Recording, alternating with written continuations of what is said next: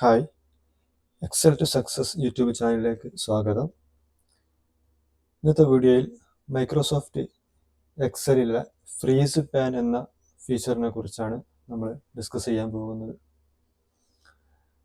നമ്മൾ വലിയൊരു ഡാറ്റ കൈകാര്യം ചെയ്യുമ്പോൾ, ഉദാഹരണത്തിന് ഇതൊരു 100 സ്റ്റുഡൻസിൻ്റെ മാർക്ക് ലിസ്റ്റാണ് നമ്മുടെ ഈ വർക്ക്ഷീറ്റിലുള്ളത്.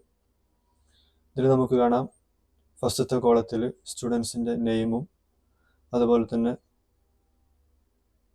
അതിന് കറസ്പോണ്ടൻ്റ് ആയിട്ടുള്ള ഓരോ സബ്ജക്റ്റിൽ സ്റ്റുഡൻസിന് കിട്ടിയ മാർക്കുമാണ് ഇതിൽ കൊടുത്തിട്ടുള്ളത്. നമ്മൾ ഇത് താഴോട്ട് ഇങ്ങനെ സ്ക്രോൾ ചെയ്യുമ്പോൾ നമുക്ക് ഈ ഹെഡിങ്, ഈ ഓരോ സബ്ജക്റ്റ് നമുക്ക് കാണുന്നില്ല. അത് സ്ക്രോൾ ചെയ്യുമ്പോൾ ഹൈഡായി പോകുന്നു.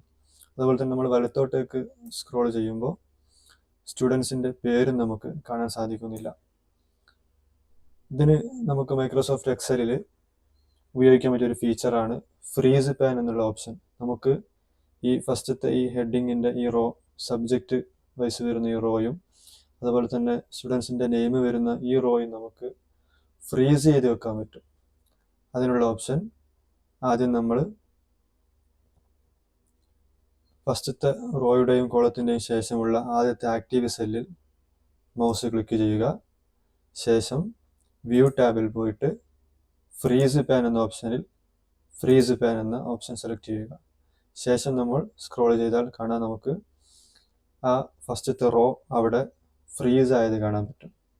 അതുപോലെ തന്നെ നമ്മൾ വലത്തോട്ടേക്ക് സ്ക്രോൾ ചെയ്യുമ്പോൾ സ്റ്റുഡൻസിൻ്റെ നെയിമും അവിടെ ഫിക്സ് ആയതായിട്ട് കാണാൻ പറ്റും.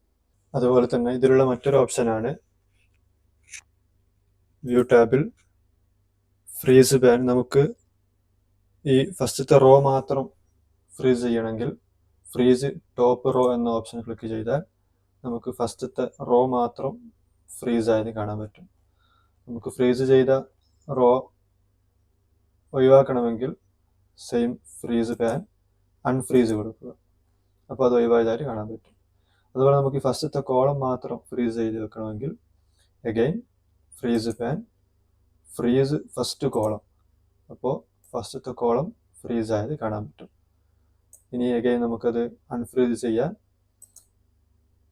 Unfreeze pan.